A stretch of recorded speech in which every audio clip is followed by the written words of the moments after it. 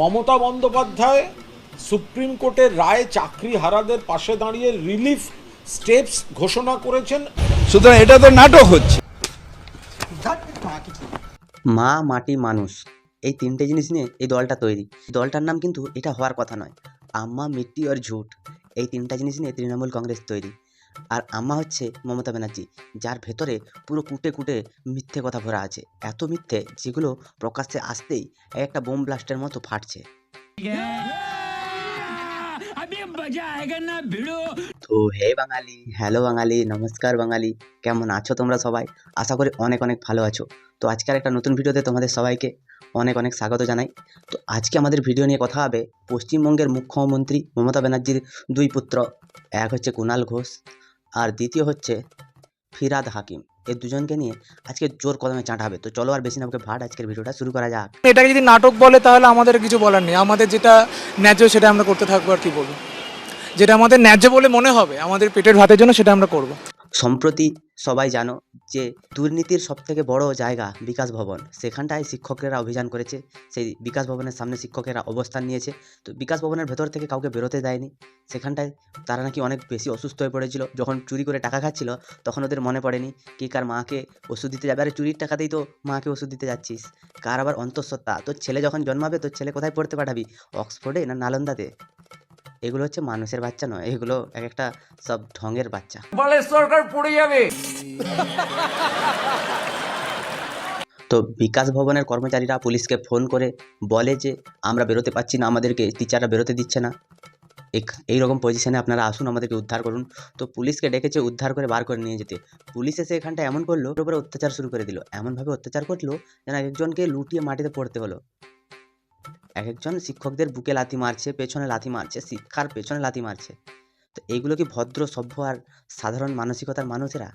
এরা হচ্ছে জাত ছোট লোকের বাচ্চা, যাদের বাপ মা ছোট লোক ছিল আর এরাও ছোট লোক। আর এদের যে প্রজন্মগুলো হবে সেগুলো হবে কোনটার কুষ্ঠ হবে আর কোনটার হচ্ছে হ্যান্ডিক্যাপ হবে, কোনটা হচ্ছে কথা বলতে পারবে না, কে কানে শুনতে পাবে না, কার চোখ থাকবে না, চোখ থাকবে তো হাত থাকবে না। এরকম করে করেই এদের জন্ম হবে।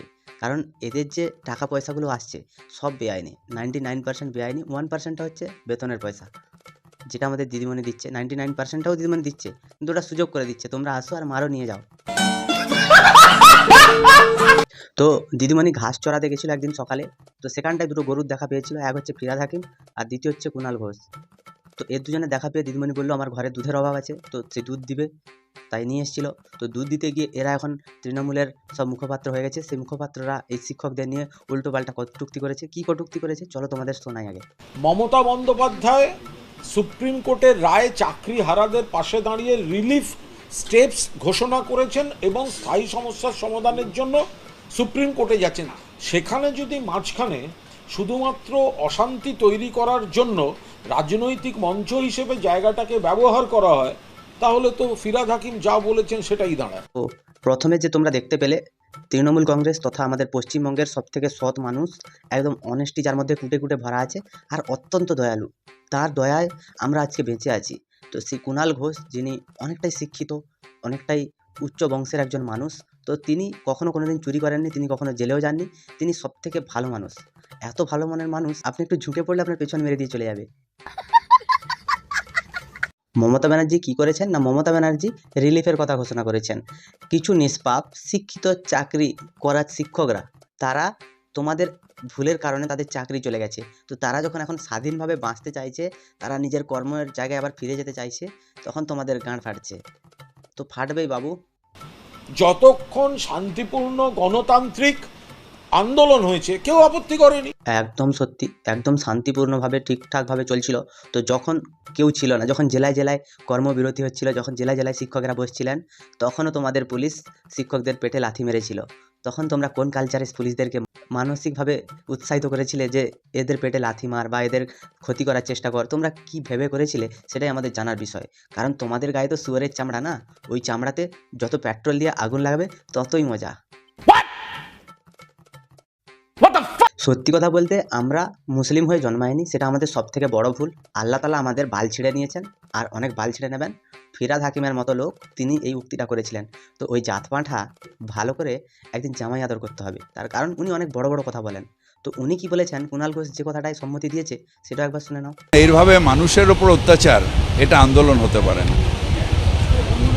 আমি আমার অসুস্থতায় বাড়ি যেতে পারবো না, মায়ের অসুস্থতায় ওষুধ কিনতে যেতে পারবো না, আমি চাকরি করি বলে রাতভর আটকে থাকবো, এটা কোনো আন্দোলন হতে পারে না। যদি দুর্নীতির কারণে হয় সেটা সুপ্রিম কোর্টের কাছে আছে। ওরে মূর্খ, 26,000 × 4, ওইটা যোগ কর, প্রায় 1 লাখের উপরে মানুষ এতে প্রভাবিত হচ্ছে। 4টে মানুষকে আটকে রেখেছে বলে তোদের গাঁড় এত ফাটছে। আর এই যে 26,000 লোকের ফ্যামিলিতে যদি 4 জন করে লোক ধরা হয়, তাহলেও 1,04,000-এর উপরে মানুষ হচ্ছে। তো তারা যখন তাদের ফ্যামিলি ছেড়ে, তাদের ঘর ছেড়ে এখানে এসছে, তখন তোদের মানবিকতার কথা মাথায় আসছে। তোরা কি ধরনের মানুষ তাহলে চিন্তা কর। আমি চাকরি করি বলে রাতভর আটকে থাকবো, এটা কোনো আন্দোলন হতে পারে না। আচ্ছা, তাহলে তুমি যখন বলছো যে তুমি চাকরি করো বলে তোমায় আটকে থাকতে হবে, তো হ্যাঁ, সুপ্রিম কোর্ট যখন প্রমাণ পায়নি, যখন সে এত বড় প্যানেলটা বাতিল করে দিতে বাধ্য হয়েছে, তখন তোদের মুখ্যমন্ত্রী অনেক বড় বড় কথা বলেছিল যে আমরা বিচারটা মানতে পারছি না, জাজমেন্টটাকে মানতে পারছি না। জাজটা বিজেপির কথায় উঠেছে বসেছে, অভিজিৎ গাঙ্গুলিকে দোষ দিচ্ছিলি। তো অভিজিৎ গাঙ্গুলি কি সেই চেয়ারটায় বসেছিল বলে তোদের চুরিটা ধরেছিল বলে তাহলে সেটা কি ভুল ছিল? সেটা যদি ভুল না হয়, তাহলে তোদের সাথে এখন যেটা হচ্ছে সেটাও কোনো ভুল নয়।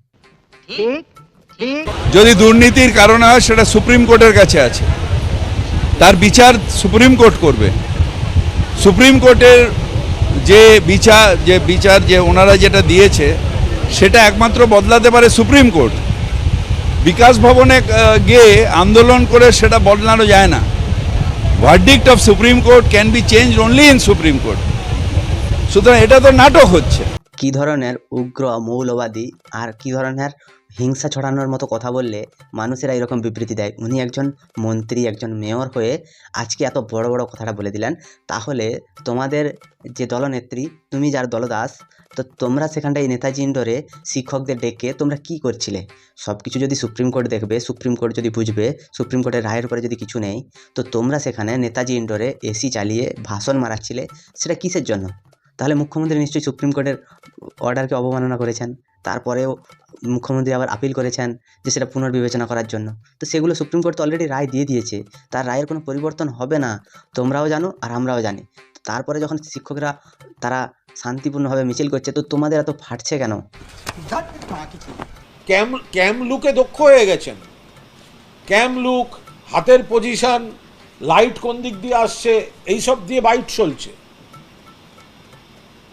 আমরা কাউকে অসম্মান করছি না। একটা সময় ছিল যখন সারদা আর নারদা এরা গজিয়ে উঠেছিল পশ্চিমবঙ্গের প্রত্যেকটা আনাচে কানাচেতে। তখন আমাদের সারদার যিনি কর্ণধার ছিলেন সুদীপ্ত সেন, তার সাথে কুণাল ঘোষকে বহুবার দেখা গেছে, বহু স্টেজ প্রোগ্রামেও দেখা গেছে, বহু কিছু ইনোগ্রেশন করাতে ওখানটায়ও দেখা গেছে কুণাল ঘোষকে। তো যখন পুলিশ কুণাল ঘোষের এই চুরি সারদার থেকে কোটি কোটি টাকা নিয়ে নিজে বিদেশে ভ্রমণ করতে যেত, বাইরের ব্যাংকে টাকা রাখতো, আর বড় বড় গাড়ি, বড় বড় বাড়ি চড়ে ঘুরে বেড়াতো, বাড়িকেও চড়ে ঘুরে বেড়াতো, কারণ এদের কাছে টাকা আছে ভাই। তো যখন পুলিশের নজরে ব্যাপারটা আসে, তখন পুলিশ কোনো স্টেপ নেয়নি, তখন আমাদের দিদি সেটাকে আটকে নিয়েছিল। তো যখন সিবিআইয়ের হাতে চলে যায় সারদা কেস, তখন সিবিআই যখন কলকাতায় আসে, তখন আমাদের এই মহামানব কুণাল ঘোষের সাথে সিবিআইয়ের একটা পরিচয় হয়। তখন সিবিআই বুঝতে পারে যে মানুষটা খুব সৎ, তাই তাকে পুলিশ দিয়ে টানতে টানতে প্রিজন ভ্যানের উপরে তুলছিল। তো তখন আমাদের যিনি মমতাময়ীর ভক্ত শ্রী শ্রী কুণালচন্দ্র ঘোষ মহাশয়, তিনি বলেছিলেন যে তৃণমূলের দল সব রকম সুযোগ সুবিধা নিচ্ছে সারদার থেকে, আর তৃণমূল দলের মহানেত্রী তিনি সব কিছুই জানেন। তাহলে এখানটাই প্রমাণিত হচ্ছে যে কুণাল ঘোষ সেদিনকে ডুপ্লিকেটভাবে মুখ্যমন্ত্রীর নামে দোষ দিতে চেয়েছিল। এরা দোগলাবাজ, এদের দোগলাবাজি রক্তে রক্তে, এরা জন্মসূত্র থেকেই মিথ্যে নিয়ে জন্মেছে, কারণ এদের জন্মটাই মিথ্যে। কুণালবাবু তখন বলেছিলেন যে মমতা ব্যানার্জি সব থেকে বড় দোষী, তাকে আগে অ্যারেস্ট করা হোক। তো কুণালবাবু সেদিনকে ওই কথাটা মমতা ব্যানার্জিকে খুশি করার জন্য বলেছিলেন না দুঃখী করার জন্য বলেছিলেন? তিনি অ্যারেস্ট হওয়ার সময় তিনি মমতা ব্যানার্জির নামটা এনেছিলেন। তাহলে আমরা এখান থেকে বুঝতে পারি যে কুণাল ঘোষ তিনি মমতা বন্দ্যোপাধ্যায়কে কতটা পরিমাণে ভালোবাসেন আর কতটা শ্রদ্ধা করেন। আর তিনি তৃণমূলে এতটুকু স্বার্থের জন্য নেই, তিনি নিঃস্বার্থভাবে মানুষের সেবা করার জন্য তৃণমূলে এসেছেন। পেছন মারানোর আর জায়গা পায়নি, তাই এখানে চলে এসেছে। ওনার মধ্যে সত্যিই যদি উনি যেটা বললেন মানবিকতা বোধ কিছু থাকতো, এই ধরনের মন্তব্য উনি করতে পারতেনই না। মানবিকতা আর মনুষ্যত্ব এই দুটো জিনিস তৃণমূলের নেতাদের মধ্যেই নেই, কারণ এরা দোকান কাটা, নাক কাটা, সব কিছু এদের কাটা, এদের তলাটাও কাটা, তার কারণ হচ্ছে আমরা তো ইসলাম নিয়ে জন্মাইনি, আমরা ব্রাহ্মণ ঘরে জন্মেছি। ইসলাম নিয়ে জন্মেছে যারা, তারা হচ্ছে কুণাল ঘোষ, ফিরহাদ হাকিম, সৌগত রায়, এরকম অনেক লোক আছে যারা ইসলাম নিয়ে জন্মেছে, কারণ তারা হচ্ছে সৌভাগ্যবতী। দেখো, একটা জিনিস ভাবতে হবে যে তৃণমূলের কোনো একটাও নেতা যারা 4 পাসের যোগ্য নয়, তারা কোনো রকমের 8 পাসের একটা চুরি করে চাকরি সার্টিফিকেট বার করে ওইটা সংসদে জমা দিয়েছে, কারণ মন্ত্রিত্বটা ধরে রাখতে হবে, ঠিক আছে। তো ওনাদের মুখে এত বড় বড় বাণী কখনো মানায় না। ওনারা যদি কোনোদিন এসএসসিতে বসার মতো যোগ্যতা অর্জন করতেন, আবার এসএসসির পরীক্ষা দিয়ে চাকরি পেতেন এবং সেটা 7 বছর ধরে কন্টিনিউ শিক্ষা দিয়ে চাকরিটা ধরে রাখতেন, তারপরে যখন চাকরিটা চলে যেত তখন তিনি বুঝতেন। তো এরা তখনই বুঝবে যখন তিহার জেলের এক একটা করে দরজা এদের জন্য খোলা হবে।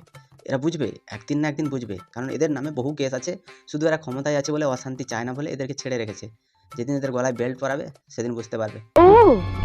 যেখানে আমরা দিনের পর দিন ফ্যামিলি ছেড়ে এসে রাস্তায় পড়ে আছি, এগুলো আমাদের দিনের পর দিন আমরা নাটক করে যাচ্ছি, এটা কখনোই উনি বলতে পারেন না। দেখো দিদি ভাই, তোমরা নাটক করছো কি তোমরা কি করছো সেটা তোমরা জানো, কিন্তু তোমাদের যে এই যে অসহায়তাটাকে তৃণমূলের কিছু নেতা ওটাকে হাস্যকরভাবে নিচ্ছে, এদের মুখে কন্টিনিউ সপাটে খালি জুতো মেরে যেতে হবে, কারণ এরা জুতো খাওয়ারই যোগ্য।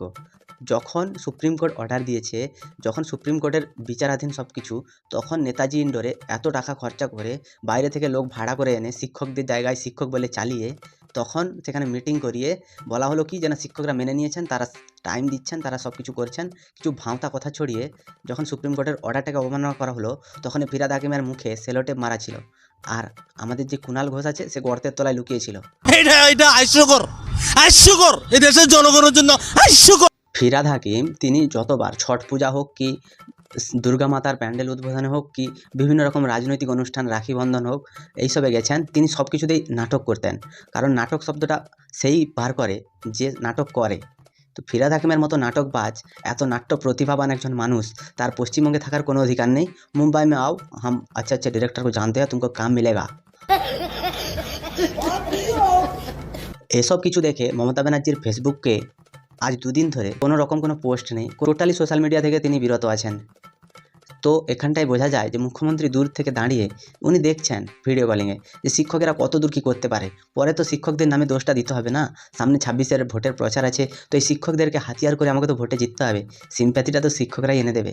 তখন বলবে যে দেখো, আমি তো শান্তিপূর্ণভাবে করতে চেয়েছিলাম, তোমরা ভাঙাভাঙি করে বিকাশ ভবনের ভেতরে ঢুকে গেলে, এখানে তো আমার কিছু করার নেই, সব কিন্তু কোর্ট তার আন্ডারে নিয়ে গেছে। তো এখানটায় আমি খুব নিরুপায়, আমি পারছি না। আর কোথায় সেই অভিষেক ব্যানার্জি, কোথায় মমতা ব্যানার্জি, কোথায় আমি কই পারবো না। দেখো, যখন তোমার কাছে টাকা থাকবে তখন তোমার কাছে সবাই থাকবে, মানে তুমি যখন চাকরি নিতে যাবে বা তুমি যখন পাস করে নেবে, তোমার ঘরে লোক চলে আসবে যে দেখো তোমার ছেলে পাস করেছে, 10 লাখ টাকা দেবে তো চাকরি হবে, যদি টাকা না দাও তো চাকরি হবে না, এই রকম বলে যতদিন না পর্যন্ত টাকা পাচ্ছে ততদিন পর্যন্ত সে তোমার ঘরে আসবে আর তোমার ঘরে এসে হাত পাততে থাকবে। যখনই তুমি চাকরি পেয়ে যাবে তারপরে সে টাকা নিয়ে চলে যাবে, তখন তুমি দেখবে কি যে সেও কোথায় আর আমিও কোথায়। তো সে দেশ ছাড়া হয়ে গেছে, এখন তাকে আর খুঁজে পাওয়া যাচ্ছে না। তো সিবিআইয়ের কাছে অনুরোধ যে কেসটা একটু মানে জোরালোভাবে চলুক, এরকম আস্তে আস্তে চলবে, তুমি মাঝে মধ্যে একবার করে ভাইপোকে ডেকে নেবে আবার ছেড়ে দেবে, ওইগুলো কিন্তু খুব খারাপ জিনিস। যা করবে একবারই করো, তাহলে মজা আসবে। চাকরি চাইতে গিয়ে শিক্ষকদের পেটে লাথি খেতে হয়, চাকরি চাইতে গিয়ে শিক্ষকদের কপালে জোটে মার, চাকরি চাইতে গিয়ে শিক্ষকদের অভিনেতা হতে হয়। তো আজকে আমি একটা কথা বলবো, আমাদের পশ্চিমবঙ্গের মাননীয় মুখ্যমন্ত্রী তিনি আমাদের শিক্ষা ব্যবস্থাটাকে এমন পজিশনে দাঁড় করিয়েছেন যেখানটায় হালকা একটু টাচ করলে খাদের ভেতরে পড়ে যাবে শিক্ষা ব্যবস্থাটা। আর এই ব্যবস্থাকে ঠিক করতে পারে একমাত্র ভাইপো, কারণ ভাইপো কথা দিয়ে কথা রাখে। মুখ্যমন্ত্রীর কাছে আমার হাত জোড় করে অনুরোধ যে আপনি পদত্যাগ করুন। সরকারি কর্মচারীরা এমনি ডিএর জন্য আপনার পেছনে পুরো কি বলবো, আর খারাপ কথা বলতে চাই না। লোকজন কি কানা নাকি বে সালা? তোমাদের এই ভিডিওটা কেমন লাগলো তোমরা একটু কমেন্টে জানিও, আর যদি ভালো লাগে তাহলে লাইক, কমেন্ট, শেয়ার এবং সাবস্ক্রাইব করে দিও। পাশে থাকা বেল আইকনটা প্রেস করতে একদম ভুলবে না। সবাই ভালো থেকো, সুস্থ থেকো, সাবধানে থেকো, আর দেখতে থাকো বাংলার কুঁড়ে ঘর।